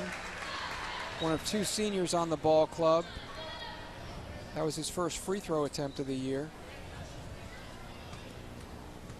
Provided a real spark in the second half of the season off the bench last year for Roanoke, and he rolls in the second one. So he's got 8 points on the game. It's down to 11, the Lynchburg lead. Parham will drive all the way to the basket, throw one up, get bumped by Humphreys. Foul called. He'll get a pair of free throws. And really, he was out of control there. Got bailed out just a little bit on the drive, but he was quick enough to get around Ethan so that he was trailing the whole way. And you know, they say when you've got the ball in the hand, keep going until somebody stops you. Parham, a 58% free throw shooter, nails that one. 7 points on the game for him. And Highland Springs program has had a storied history, a lot of state championships at the AAA level, just outside of Richmond. Makes both free throws. Defend Humphreys up the floor. Humphreys dribbling against pressure, and Parham bumps him. His 3rd personal foul with 9:20 to go, and 9th team foul now against Lynchburg. So again, if Roanoke could make some of these free throws, they could be in business trying to come back here. But, you know, they need to match because Lynchburg just made their 2 at the other end. So Humphreys missed both of his opportunities the last time he was at the line. Misses the front end of the 1-and-1 here. Lynchburg controls in the person of Campbell. You lose ground on that exchange. Lynchburg makes 2 at their end. We missed the front end. Campbell trying to post left side. Parham can't find him. Out front to Hernandez against Kessler. In the right corner, Glover. He'll drive middle. Back to Hernandez. To Campbell. Long 2 from the left side. In and out and in. Campbell with 22. Lynchburg, you hear their contingent down here. As Connor fouls Amponsah out top, and it will be double bonus time. Quasi will get a pair.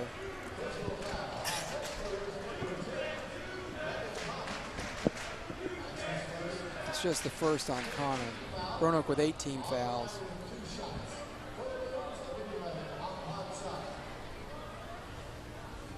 Maroons 10 of 21 from the line. Amponsah is 2 of 5.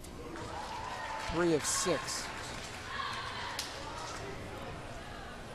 That was 2 of 4 actually, so now 3 of 5 on the game.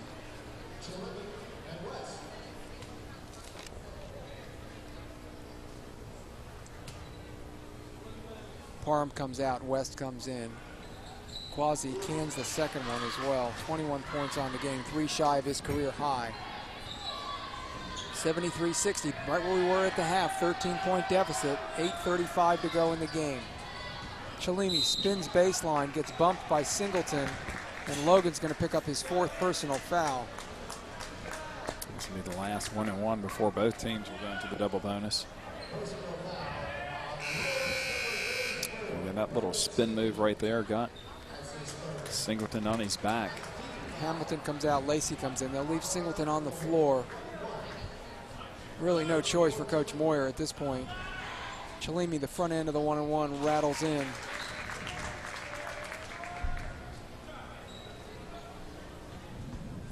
'19 foul against Roanoke, so double bonus for Lynchburg the rest of the ball game. Second one, perfect. So give him 9 points on the afternoon. 75-60, under 8.5 to go. Kessler, right side, behind the arc. Singleton pops out to get it right side. Roanoke reversing the ball. Kessler will drive. Dish to Humphreys. Bad pass. Ethan collects it in front of the Maroons bench. Humphreys driving left. Out to Singleton. Takes a pull-up jumper off the move and hits it from the top of the key, just inside the 3-point line. Singleton has 12. 75-62. We crack 8 minutes to go. At the other end, Hernandez off the dribble, pulls up, falling toward the baseline and hits it from 15 feet away. 12 for him. He just looks like a basketball player, Hernandez. A 3 from the left side for Singleton is no good. Long rebound will be controlled by West. West pushes it ahead. 4 on 3. Connor drives. Humphreys drops down to knock it out of bounds. Boy, he's such a good help defender. Roanoke is putting the defense in a pretty awkward situation, having to give help so much. Got to protect that baseline. And Coach Moyer will take a timeout here. With 7:35 remaining in the game, his team down by 15. We're back in 30 seconds on the ESPN radio.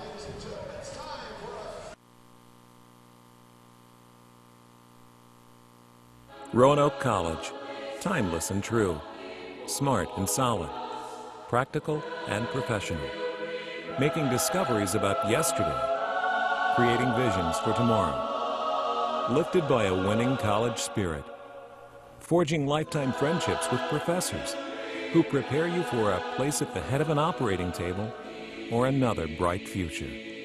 Roanoke College, classic for tomorrow. Maroon Madness this afternoon, men's and women's teams both in action. And the men struggling here against Lynchburg, down by 15 with 7:35 remaining. A lot of giveaways going on today. I was going to say, too, in addition to the giveaways, Roanoke could learn something from the guy they just pulled from the stands. He made about 10 of 13 free throws. Yeah, if we look at those team numbers, Lynchburg shooting 48%, Roanoke 45% from the floor. 3-point range, Lynchburg 10 of 23, 43%. Roanoke just 2 of 11. But the big difference at the foul line, Roanoke is 12 of 23, and Lynchburg 15 of 19.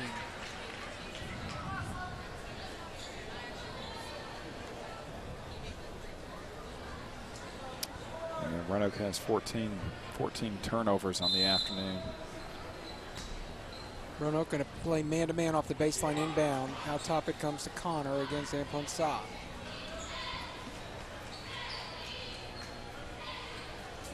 West goes into the right corner for Connor. Around Amponsah, drops it to Chalimi. Ball's knocked away by Humphreys, who pokes it into the front court. And Campbell will run down to track it loose. Amponsah takes it away from him. Finds Lacey right of the basket, puts it up and misses the layup. Follow is no good, and Singleton just fouled out.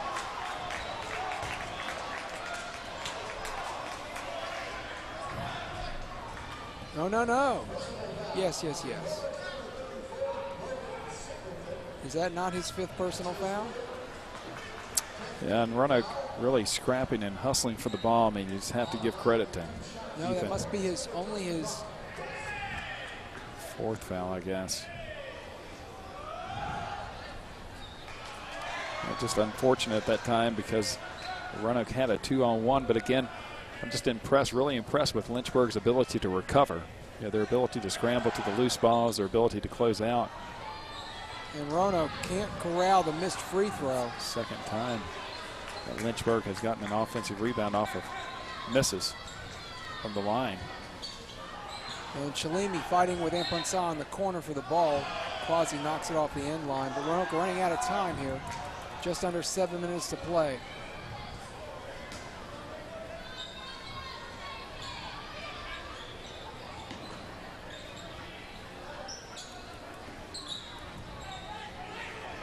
They go into Chalimi, backing down Singleton, ducks underneath, kick it out. Connor, 3, left side, short. Singleton clears, has it knocked away, and it goes out of bounds to Lynchburg. Hernandez or Connor came from the backside and knocked it away. Singleton brought the ball down. Referee's letting them play just a little bit, and again, you got to be on guard. Lynchburg's not going to let any play go unattended. Hernandez against Kessler. Gives out to Campbell. Connor on the far side. Shot clock down to 20. Plenty of time. Singleton fronting Chalimi in the block.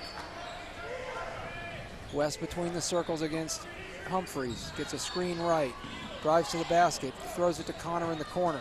Drives. Gets to the basket. Misses the shot. And we've got a foul over the top. And I think that's Chalimi. Let's see who they give that one to.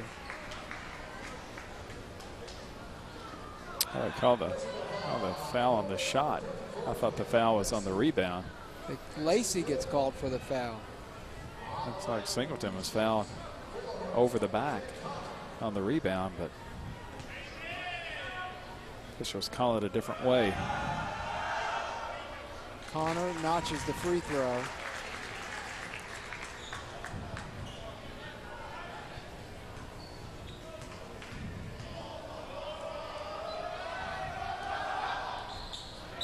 And makes the second one. 79-62, 17-point bulge right now. It's the largest lead of the ball game. 6:14 to go. And against those loose balls that made a difference here over the last couple minutes. Amponsah out high is fouled by Connor. 2 shots coming for the Maroons. 6:03 to play. 79-62 Hornets. Lynchburg has led virtually the entire game.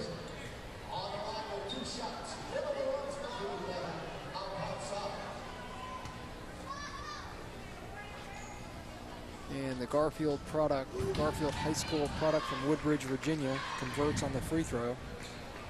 So after missing his first 2, he's now made 5 in a row from the line.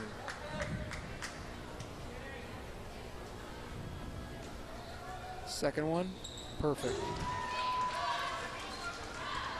23 points, 1 shy of his career high, 79-64. Parham back on the floor, handles right side. Nearly walks with the ball as he picks up the dribble. They go into Chalimi, backing down Singleton, loses the handle, goes out of bounds. And they're going to give it to Lynchburg. It looked like he just spun baseline and lost the ball, but they're going to say Singleton knocked it free. Nobody comes to change it, so it'll stay Lynchburg ball underneath. Chalimi now in the block, right side against Singleton, goes to the jump hook from the baseline side, no good. Rebound on the ground. And Humphreys is there, of course, in the middle of the action, as you would expect. The ball will squirt out off the line on Connor. Roanoke's got to play with some urgency here now. Needs to hit a few threes. 15 points, 5.5 minutes. Kessler thinks about a 3, dribble drive, leaner in the lane is good. Nice body control that time, little adjustment with the ball in the mid-air flight. Maroons down by 13 as they were at the half. Campbell in the right corner for Connor. Has Amponsah on him. Connor trying to post Lacey, wants it, right block, gets the ball, goes under the basket. Reverse layup, no, but Lacey may have just fouled out of the game. Yep. Campbell was in the lane for a long time, posting up and then reposting, and then get to the other side of the basket. That's his 4th foul, though, Rick. Lacey remains in the game.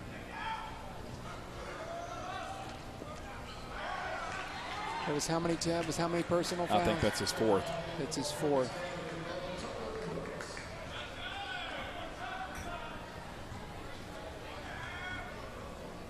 Yep, 4 personal fouls. Both free throws are good. Made the second. Made the second. Amponsah drives into traffic, loses the handle, picked up by the Hornets. Ahead it goes. Lucas, right side, bangs into Humphreys, scores and one.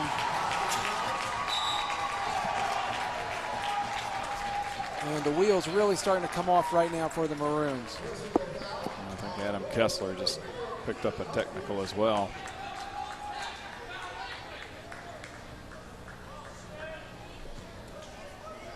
Let's see, we're going to...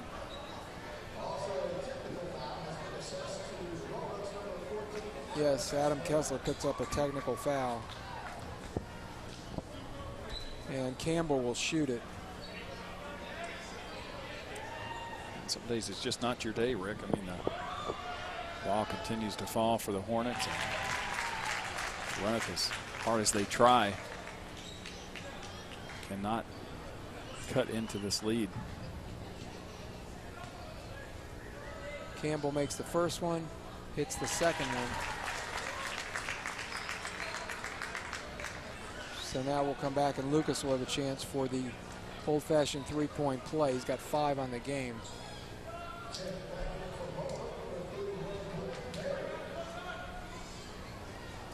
(84-66), largest lead of the game, under 5 minutes to play. Lucas curls in the free throw. 19-point edge for the Hornets. Lacey looking to penetrate. Cut off by Campbell. Dylan Berry now on for the Maroons. Roanoke reverses the ball left side for Humphreys. Parham back on the floor as him. Singleton open left side from 17 is short on the baseline jumper. Gets his own rebound, loses it, it's on the ground. Lucas flips it to Parham. They're 4-on-4. Campbell at the other end from 18. Short right side. Rebound controlled by Amponsah. Looking to run. Gets around Parham. Nearly loses the ball. Out it comes to Lacey for 3 from the left side. It's off left. Rebound Singleton. He takes one from 15 off the dribble. It's unusual for Logan and misses it long. Again, a couple good looks that time down the floor.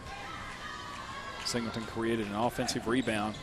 Lynchburg probably looking to run some time this possession. And they're going to take a timeout to talk it over. And this will be a full timeout as the players take a seat on the bench.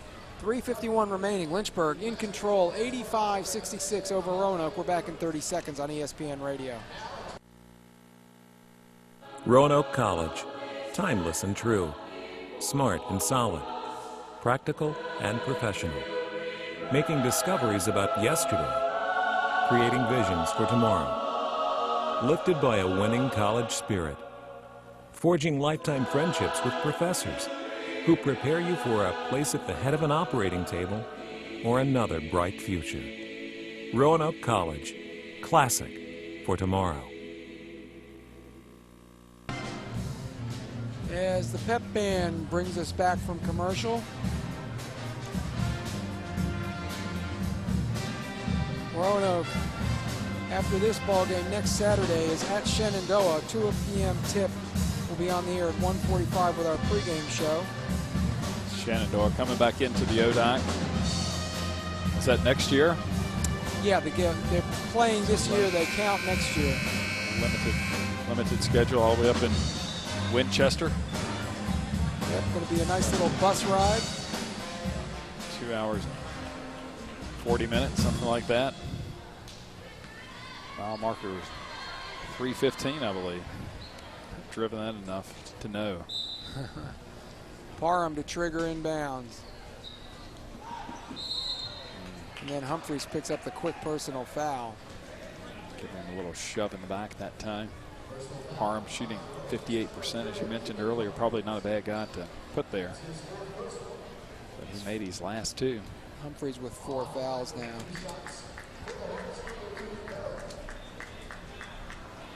Parham with 8 points on the game. Misses that one. He does a lot for this ball club, much more than scoring. He's got 6 rebounds on the game, 2 assists, and a steal, averaging over 5 steals per game. Excuse me, just under 5 steals per game. And he gets the second free throw.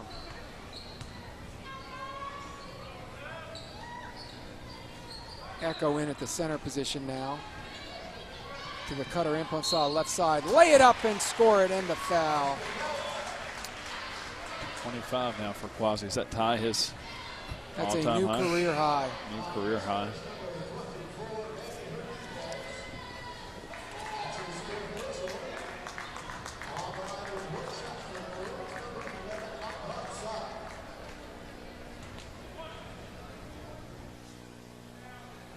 So Imponsah returns to the free throw line. Converts the old-fashioned three-point play. 26 for the afternoon. 86-69, 3:32 to go. And Maroons foul committed by, is that Humphreys again? Humphreys. That's going to be it, I believe, for Ethan Humphreys. Jordan Thacker quick off the bench again. After missing the last one of the last two, figure they give him a chance to go back there again. Imponsah's previous career high of 24 set last November against Goucher. Humphreys comes out. Thacker in. 3:28 left, 86-69. Parham started his career at Christopher Newport. Left, went to community college, and then decided he wanted to come back and play ball at a 4-year school. Makes the first free throw. And the second as well.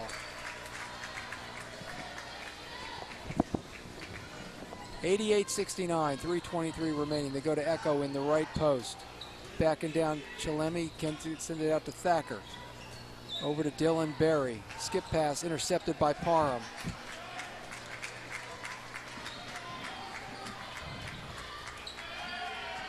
Lynchburg right to left in the second half.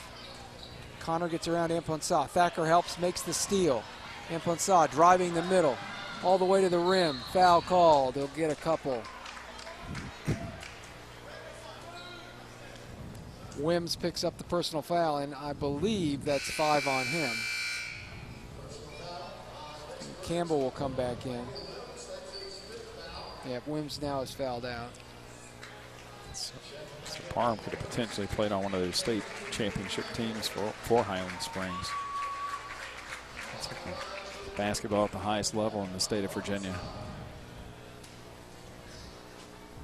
Quasi looking to add to his career high. Misses off right.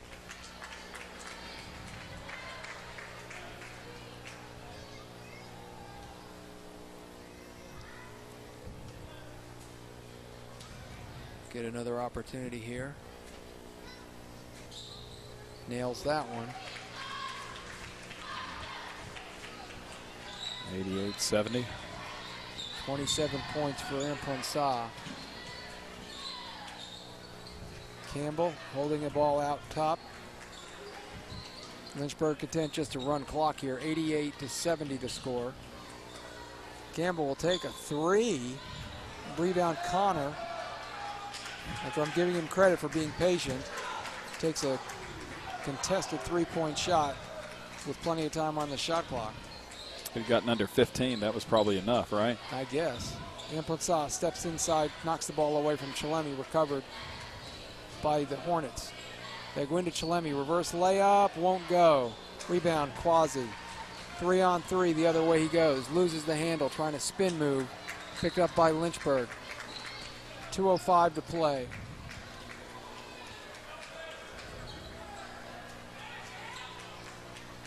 Lynchburg just spreading the floor now, moving the ball around. Roanoke chasing.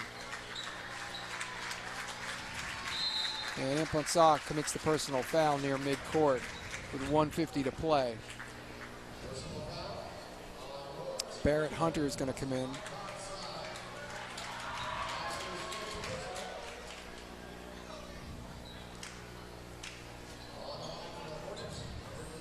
So Lucas will toe the line here. Have to be impressed by the way Lynchburg has played this afternoon, Jerry. Well, they're going to win some games in the ODAC this year, that's for sure. I know that the last few years it's been a building process, and they now have some parts of the puzzle. They have some components. They definitely got the shooters. They got some speed. They got some quickness. Coach Moyer emptying the bench. Alex Wink back out there. Dylan Berry, Colby Shorter making his first appearance today. Thacker and Hunter out there. Hillary Scott doing the same thing.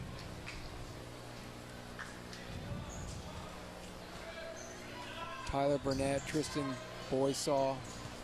He played on the state championship team for George Wythe a couple years ago. Stefan Vulovic seeing his first action for the Maroons this game. Barrett with a runner off the glass, no good. Ball will go out of bounds to Roanoke with a minute and a half to play. 90-70 is our score. Roanoke had the lead down a couple of times to 8 points in the first half after trailing by as many as 16. Vulovic to Thacker, fadeaway jumper, no good. And they got us within 10 on a few occasions in the second half. Thacker with the steal. Shorter with the three from the right side is short. Thacker has the offensive board. Just over a minute left.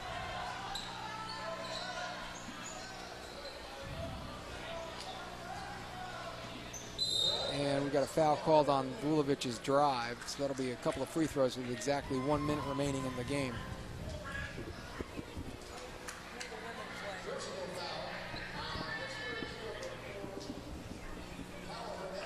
And the Roanoke women getting set to take on Emory and Henry in the game coming up right after this one. Hopefully they will have better results. Vulovic's first free throw is good. Roanoke Catholic product.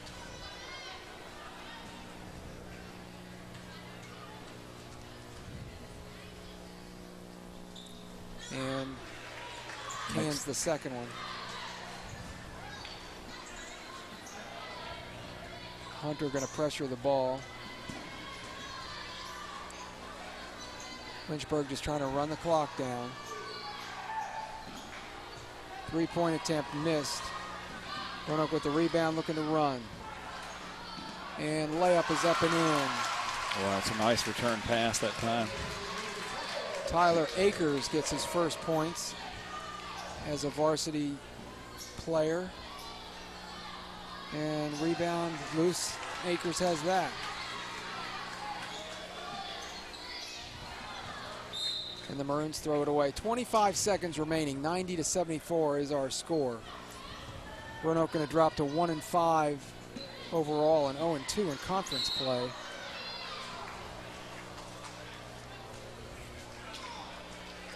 Lynchburg will improve to 7-1 and 2-0.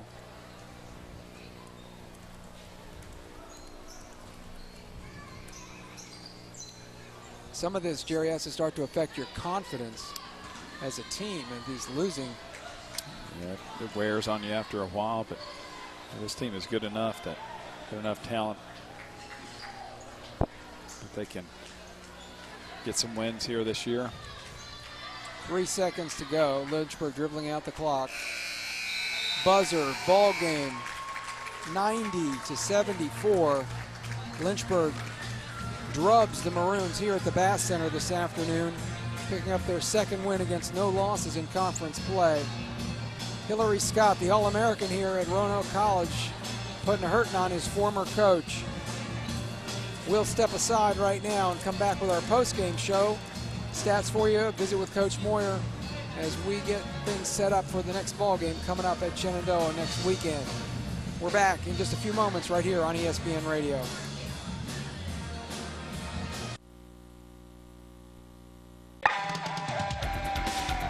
Be sure to catch Roanoke College sports on Valley Vision TV, Comcast Channel 7 in Roanoke, Salem, Botetourt, Lexington, and Blacksburg. Brought to you by Mac and Bob's, Main Street, Salem. For programming information or schedules, go to valleyvisiontv.com. Jerry Austin rejoining you. For our listeners and viewers, I should say, on the internet, be sure to switch to the women's basketball game link on the Maroons showcase at 3:10. The link will be up at 3:10. The stream will start at 3:21 p.m. Now looking at the numbers from the men's basketball game, won by Lynchburg 90-74. Leading the way with 25 points for the Hornets on 9 of 15 shooting, 2 of 4 from beyond the arc, 5 of 6 from the foul line. Nate Campbell, 25 points in 28 minutes. Manny Hernandez had 12, along with 5 rebounds. 11.6 rebounds for the point guard Xavier Parham, who only had 2 assists in the ball game, only 2 steals. He averages close to 5 steals per game, but ran a very efficient offense for Lynchburg in the ball game today. 9 points for Brendan Connor, 4 of 4 from the line for him. 9 points also for Austin Chalemi, as the Maroons do a nice job of holding him in check, averaging 17 points per ball game, the leading scorer on the team.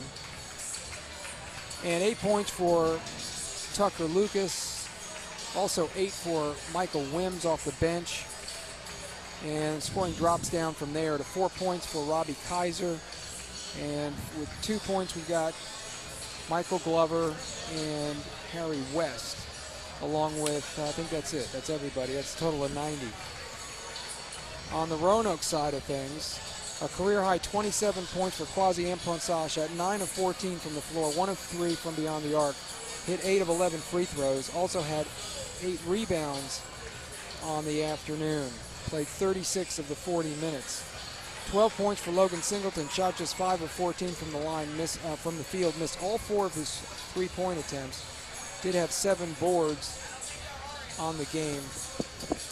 10 points each for Clay Lacey, who shot 3 of 7, 1 of 3 from 3-point range. And also Adam Kessler, 4 of 6 from the floor. Kessler with 10 rebounds to go with those 6 points in 13 minutes of action. 4 points each for Ethan Humphreys and Jack Hamilton. Hamilton, 1 of 7 in his last ball game, just 2 of 7 in this contest. So shooting woes for Hamilton continue the last couple of games. And for the Maroons, let's see, we've got Stefan Vulovic with a couple. Zach Barrett had a field goal. Tyler Akers with a field goal. Daniel Echo with a free throw. And that gives you the total of 74. And Jerry, the team numbers. Team numbers. Lynchburg shoots 27 of 63 for the game, 42.9%. For 10 for 26 from beyond the arc. They have 26 of 34 from the line. Really sealed the game out and made some big free throws down the stretch. They had 38 total rebounds, 26 on the defensive end, 12 on the offensive end. Assist to turnover ratio very close, 12 assists to 14 turnovers, 4 blocks and 6 steals. Roanoke shoots the exact same, 27 of 63 for 42.9%. The big difference, though, you look at the 3-point shooting for the Maroons, they were 2 of 13, make 8 less 3-point shots than do the Hornets. And they go 18 for 30 from the line. So, I mean, you look at those 2 stats right there, 8 of their field goals are 3-pointers. They make an additional 8 free throws more than Roanoke.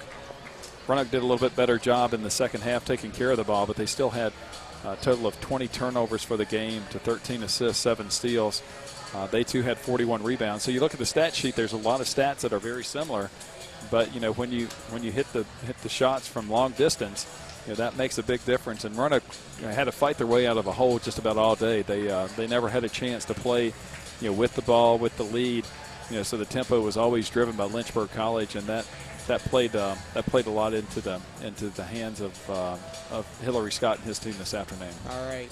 Right now we're going to take this 30-second timeout. We'll be back with Coach Moyer You're listening to Roanoke College basketball on ESPN Radio. And welcome back to the Bass Center. Rick Seidel with you, and I'm now joined by Roanoke head coach Paige Moyer. And your thoughts, Paige? This is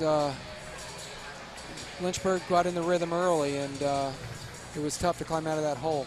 Well, I think, you know, the things we didn't do early or hit free throws and unforced errors, and that's been the theme of this team. That's what we work at every day in practice, to try to get out of it, shoot as many free throws as any team I've ever had, and at some point in time, guys got to step up and hit them. But, you know, you're 4 for 13 from the foul line at half, and if you shoot 75%, you get your head into it a little better.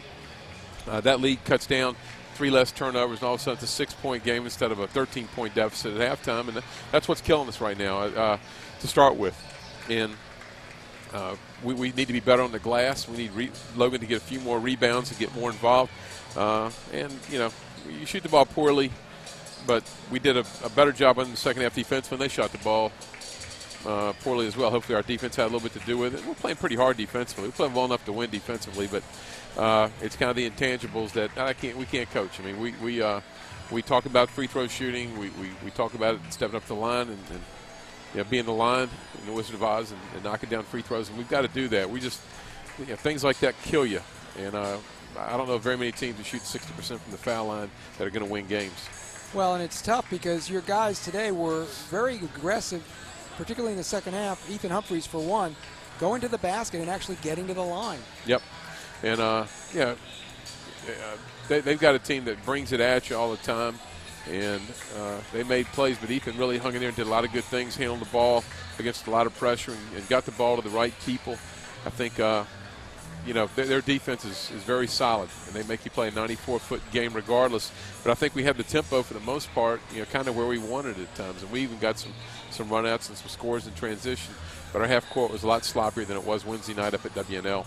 One of the things that's hurt you in the last couple of ball games is Jack Hamilton. He's 3 for 14 in the last 2 ball games from the field. Yeah, that'll come out of it. He's pressing me. Jack, of all the guys that I've coached, he's a competitor and a half, and sometimes he tries a little too hard. And, you know, he's going at it, so he'll come out of that. We'll get Jack. Jack will get it straight. Now you get Shenandoah a week from now. A week from today, you get lots of practice opportunities before that time. But talk a little bit about having that extra time off between games, and also about Shenandoah. Well, I mean, we've got to step up and do a lot of work this week, and exams are a week away.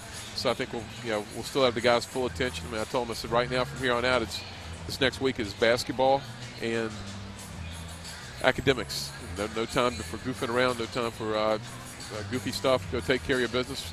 You know, we'll get back in here and practice at 6:45 on Monday morning and get ourselves rolling and work hard and come out of this. Shenandoah is a very well-coached team. They hired a tremendous coach in Rob Pryor, who's coming from the Air Force Academy. I've seen this team play already. He had inherited some players, didn't inherit a lot of size, but he inherited kids that play very hard.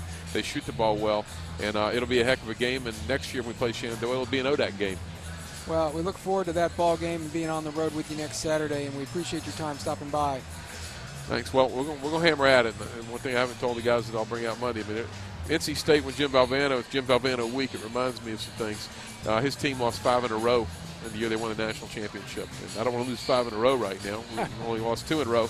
But, you know, you can start out poorly and get better, and things can work out for you. And Lynchburg's a very solid team. I don't want to just say that we didn't play well and hit free throws. I thought they would be when I knew who they had coming back, and Hillary has done a great job over there. And this is a team that will contend for the top of the ODAC. All right, we thank you for your time. We'll let you head back. Roanoke head coach Paige Moyer will take a final timeout, be back to wrap things up from the Bass Center. And back at the Bass Center, Rick Seidel rejoining you here as we get set to close things out.